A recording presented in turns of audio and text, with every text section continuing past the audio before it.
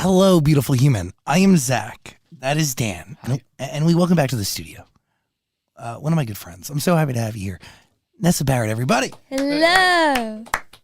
That was the best welcoming claps I've ever heard. That's great. That's not true. I've been to many of your shows. I've watched people applaud for you. And I've also watched people really react to your live performance firsthand so many times. And it's really moving every single time. Yeah.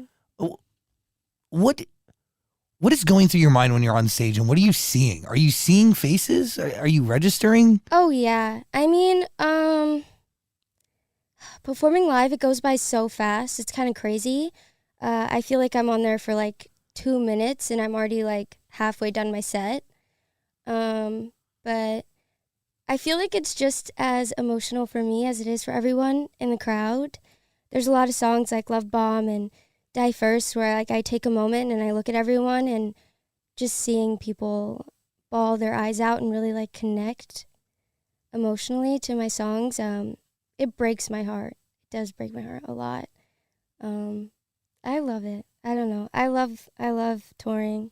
It's great. There's something to as much as it hurts your heart, but it also fulfills you, right? Oh no, yeah, 100%. I mean, I'm there for them, you know? Kind of drives me, and what better way to like pull emotion to sing a hard song for me than from everyone in the crowd, you know? To share that with people, because in doing that, you're also like, you're sharing experience at the same time. Mm-hmm. It is vulnerable, but it's also really special. Yeah. When you're making this music that you're releasing now, EP on the way, 2 songs out now, Live being one of them, are you taking what you've collected from being on the road and applying it to the music you're making or the work you're doing in the studio? Yeah, 100%. I mean, touring is such an insane experience for me, and it was very eye-opening because I started this during COVID. And so in the beginning, before I even toured and got to perform in front of people, it's hard to kind of articulate numbers and followers and listeners to actual people, you know? And everything in person and in real life is so different than online. And so being on tour and meeting my fans and seeing the people that are coming to my shows, I realized that they're just like me. You know, there's a reason why people relate to my songs. It's because we're the same, you know? We all live different lives, but we go through very similar experiences. And I kind of took that whole idea while writing my EP and these new songs, because I just realized that I am just like everyone else. Do you find comfort in that? 100%. Yeah. It's hard when everything's so public for me. And to even feel comfortable being able to open up about something in a song that people are going to hear, knowing how public my life has been, it's scary. But again, I'm just like everyone else, and it's helped me be even more vulnerable.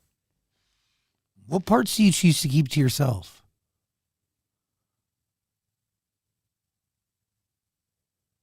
At this point, I don't know. I'm kind of like an open book. I'm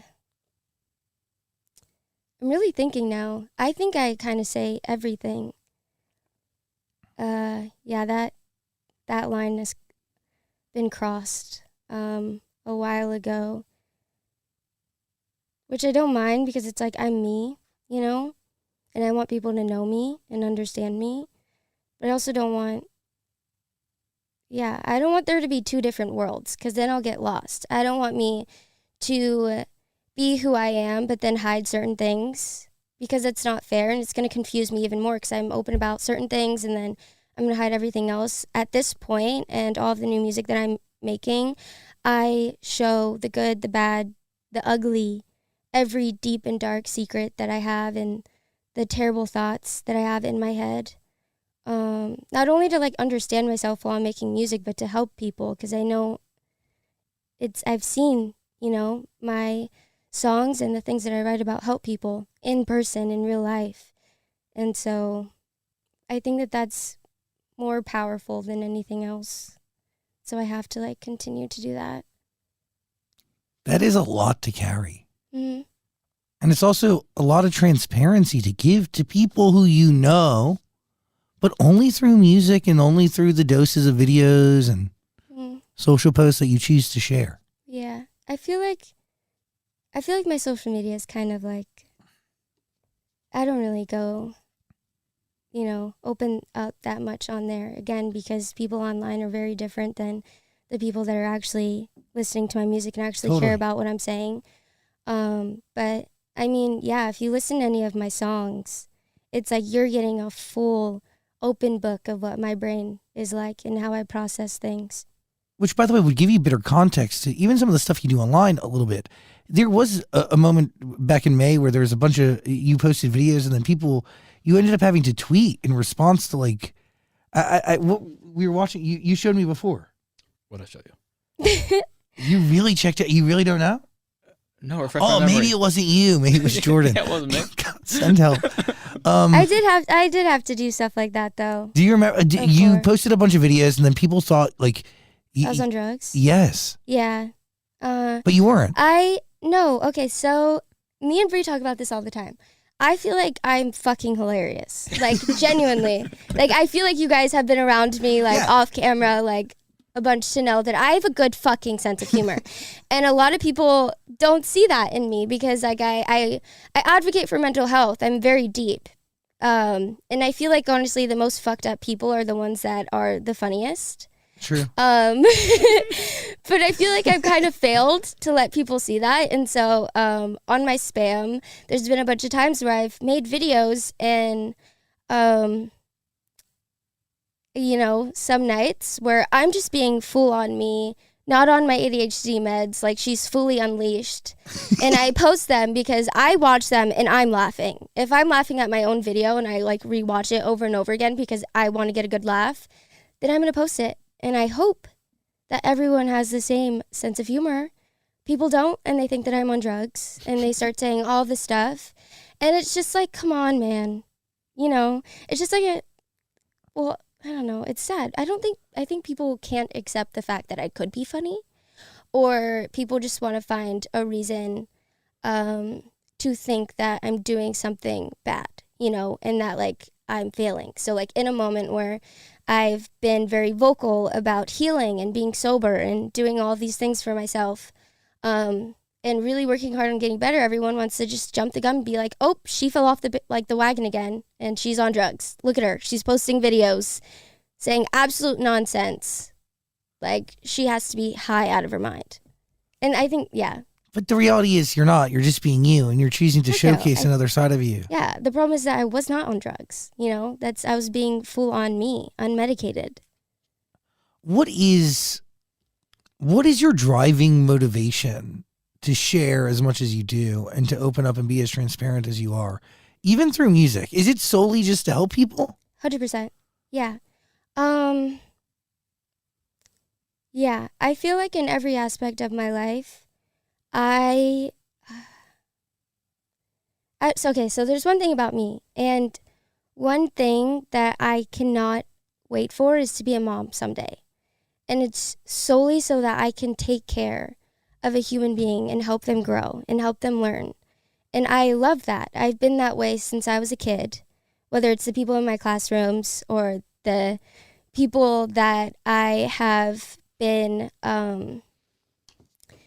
inpatient with in the mental hospital growing up, my family, even like my mom and, my little brother. I love taking care of people and I love helping people. And it sounds like so like cliche and all this stuff, but like I don't mean it to like sound good, but it's just like it makes me feel better because I can't help myself, but I know how to help other people. And I also know how to help myself, but when I need it, I'm not in that mindset, to be able to. And I've been through hell and fucking back. And there's I know we talked about how I'm open about everything, but there's a lot of things that happened in my childhood that I have never opened up about, But I've been through a fuck ton, and I want to make it worth it. You know, I like to believe that there's a reason why I've been through so much shit, and there's a reason why I struggle so much mentally, and it's to help people, because that's the only thing that could make sense for me. Is there something to caring and helping others in any way that you can that allows you then to help yourself? Because you seem to be the healthiest you've been. Yeah. You've also been touring a lot. Yes. And working, meaning being in front of crowds every night, more than you've ever been in your entire life. Yeah. I mean, there has to be something there, at least with the energy that is so overly palpable and like tangible when you enter the venue. Yeah, I mean, yeah, for my first tour, I put in a lot of steps that I never have before in order to be better and to help myself and to be able to even last the whole tour. And you did. Yeah, which was, it was such a relief because, do you hear that burp coming up? Let it out. It was a relief because, I mean, like, I would, like, sit and I would talk to Bria and my team before tour, and I'd be like, this is going to make or break me, like, 100%. Like, and it helped me so much, and I finally figured out that I could do it. But, yeah, it was the first time that I really put in the effort to, you know, going to therapy, to trying to, going sober, to doing things that would actually help me to like journal and do like a gratitude thing and all this stuff and, you know, figure myself out spiritually and everything like that. And it has helped so much. And me knowing how to help people has helped me figure out ways that could work, which, yeah, I feel like I've been better than ever. But again, it's like I deal with fucking, you know, I still have borderline personality disorder. And, you know, there's a part of that where you get to a certain point and your brain kind of tricks you into like, you don't want help. You kind of want to swim in it. And so that's when I can't really help myself, is when I'm kind of too deep in it. But now that happens every once in a blue moon, so thank God for that. Does being a mom, like the thought of it, excite you? Like fulfill you in a way that you don't think you can be fulfilled in any other way? Yes. I've only started to think about it recently. And I don't know why I'm gonna cry right now. I was gonna get like really deep with it. Fuck. Yeah, I started to think about it a lot recently because just the same way that tour was life-changing for me, I feel like me being a mom would be even more life-changing, and it would give me even more of a purpose. And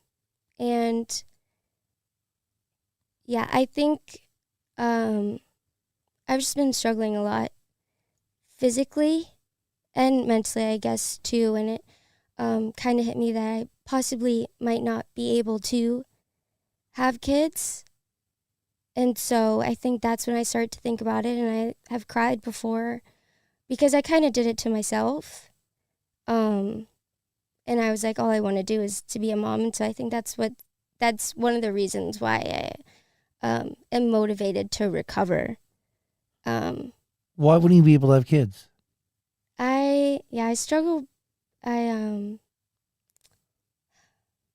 deal with a pretty bad eating disorder. And it's been pretty bad for a little over a year now. But yeah, it's gone to a point where I know it's, you know, affected my body. Do you know who you want the dad to be? Lighten the mood a bit, you know? That was a great question. No, I don't. Did you know who you wanted at one point in life? You knew who you thought you wanted the dad to be. I feel like everyone in a relationship is like, oh, I'm gonna like marry this person. I'm gonna start a family with this. Like, of course, I've been in like, I feel like that's like a normal thing. But you don't know, and I've heard stories, and I know people that like they've produced their own kid without, no dad, just sperm. Totally. A stranger seed. Yeah, I'll have my kid call me daddy too, and it's a. I've never heard that before. Listen. It's giving daddy. It is giving daddy. I am daddy. It's my turn. Oh, God. No, but I mean, okay. When you're about to get engaged to somebody, you do imagine a whole life with them, right? And that life usually involves children. Yeah. And when that comes crashing, there's like a lot that comes crashing with it. Yeah. What? When you're engaged. I mean, there's like, is this breaking news?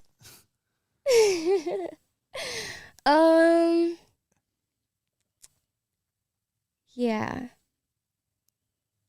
There's like no easy way to like say this at all. Yeah. I was, God. Fuck. How do I say this?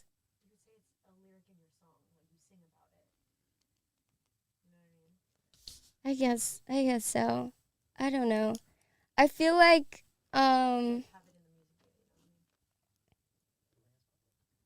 yeah.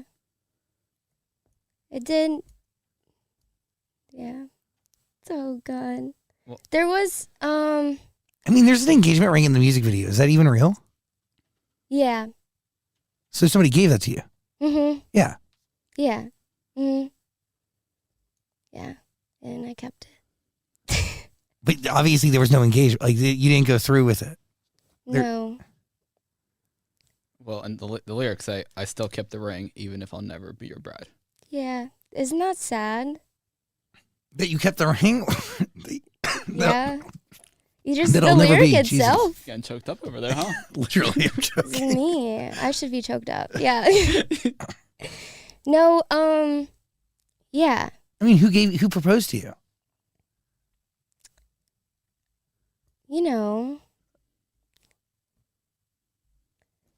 Yeah. You want me to spell it out for you? I mean, I know. I'm just trying to get some tangible context. I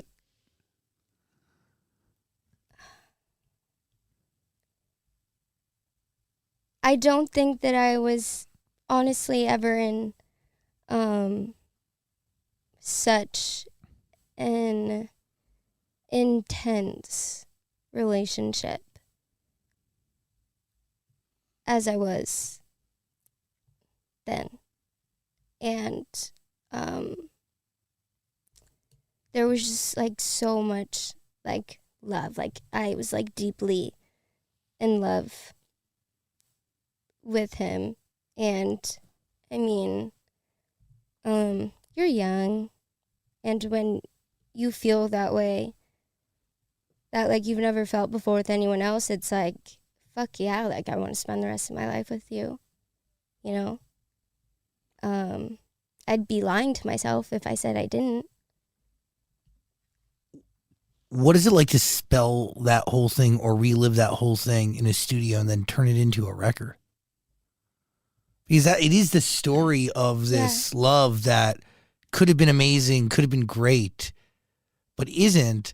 But at the same time, like, go on and love somebody else, but also, like, never like you love me. Yeah, so, when I was writing this project, I had no idea. I know that there's a moment where I was just like, what else can I write about? Like, I've been so open about a lot of things, and there's a lot of things that happened recently,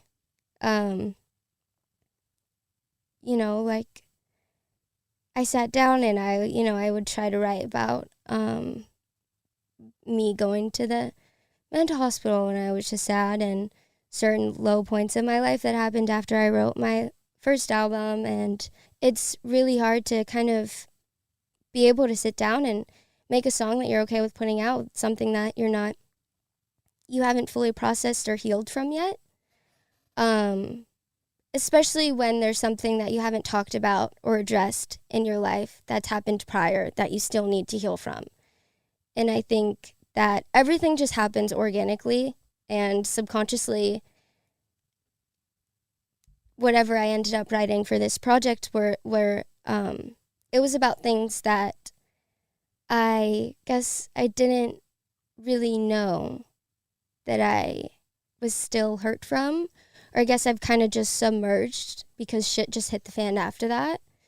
But yeah, I tried to run away from how I was feeling about a lot of the things. And when I wrote Lie, I think that's kind of when I even realized myself how I actually felt about a certain situation. And it's hard. It's really hard to kind of put yourself back there and only think about how you felt, and how like you really think about it. Because that is the song is about how hard it is to actually not only think about the person that you loved so much be with someone else, but then to like watch them move on, from afar. But I feel like every girl can like relate to this. I mean, there's nothing worse, not even girl, but everyone can relate to this. Like there's nothing worse than the aching pain that you get just thinking about someone that you broke up with, that you loved so much, even saying the words, I love you, to someone else. Doing the things that you did with them, like just thinking about it. It's crippling, and I kind of tried to run from that feeling. And then thank God I wrote a song about it because it was healing for me. It's like really interesting because I think about like that idea, right, of somebody that you love being with somebody else is really what keeps people from leaving what could be a toxic relationship. 100%, yeah.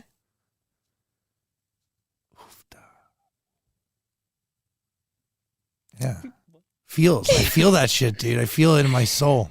I fucking feel it. Like I've cried to Lie so many times. It feels so good though to just be able to write and release a song about how I truly feel about something. Like with all of these songs that I've been writing for my EP, I kind of put myself in a different headspace where like I force myself to be ignorant and forget that my life has been so public.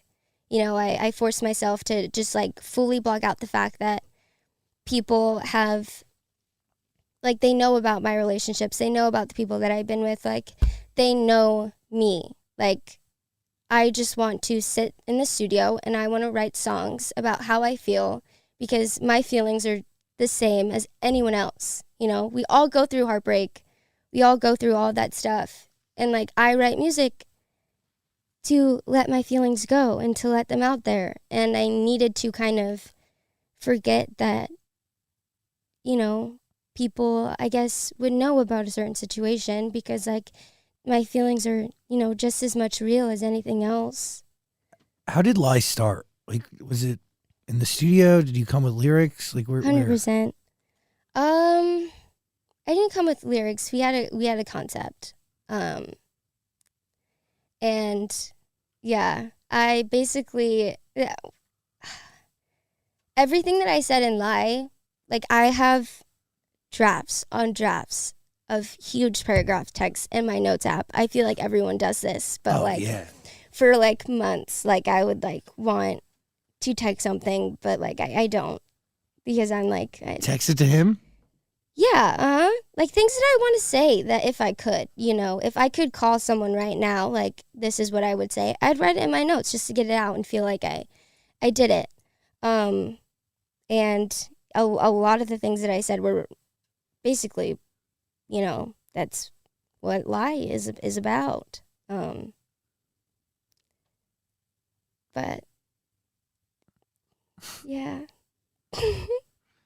You dropped a bunch of Easter eggs in this video of yours, which, by the way, we're going to put a link in the description below if you want to watch. Slay. Um, So many. everything's a sleigh.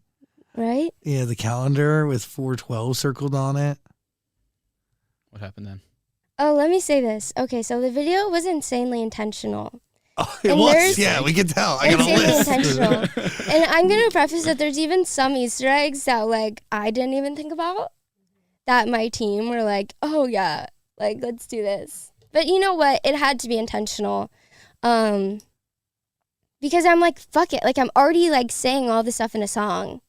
Why not be intentional? I also think it's fun to kind of just, like, throw things out there. And I wrote the treatment and everything. And so... I mean, there was one on Reddit that I saw that Mhm. people think that the couple in the video looks like Like, your ex and their current person. okay, well, Is it? yeah,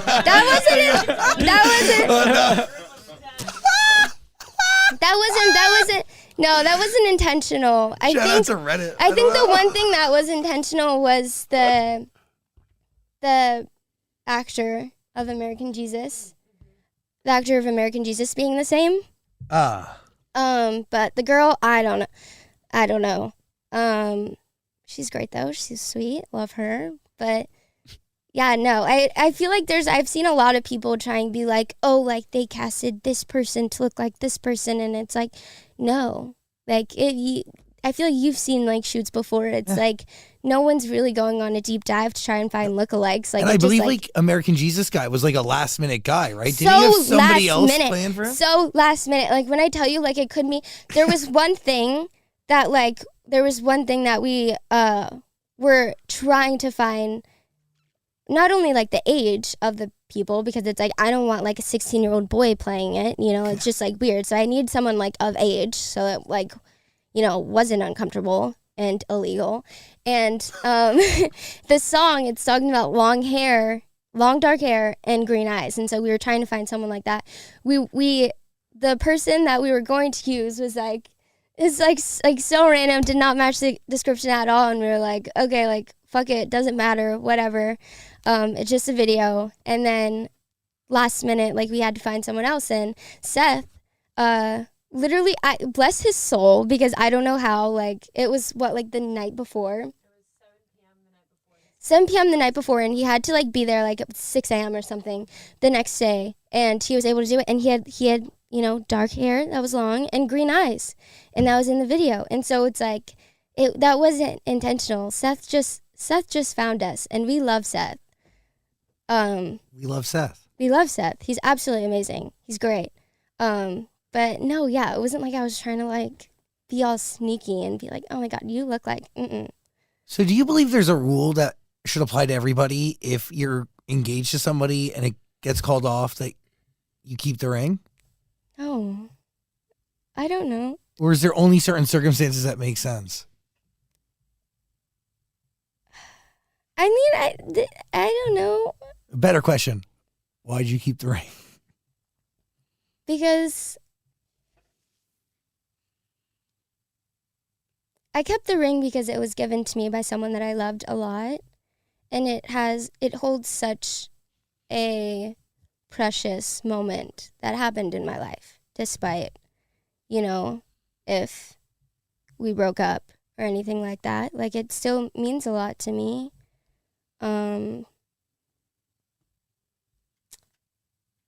And I don't know. Was there a full-on proposal? Like what does that mean? Like when he gets on his knee and says, "Will you marry me?"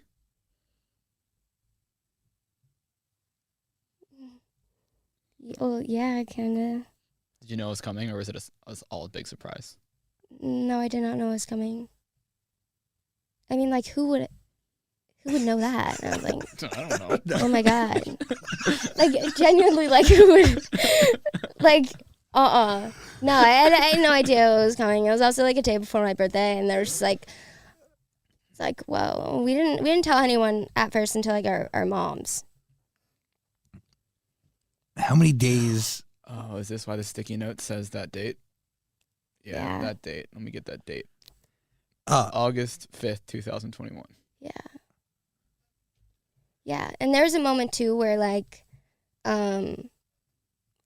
I remember like I obviously would wear the ring, and people started saying something, and I remember like I like didn't like I stopped like making sure I took it off before like I had any like pictures and like posting it. And I remember I like posted something on my story of like me like on his back, and it was like a mirror picture, and you could see like the ring like on my hand. And I remember I posted it and people said something, so I deleted it, and then I reposted it, but I photoshopped the ring off my finger.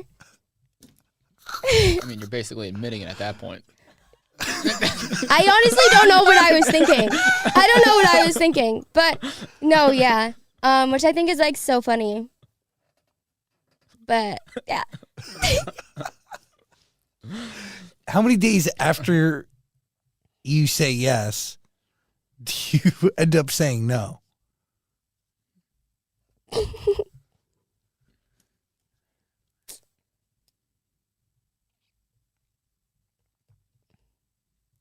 It wasn't, no. It wasn't like, I mean, when we broke up, it was like, oh yeah, no, like it's not happening, sadly.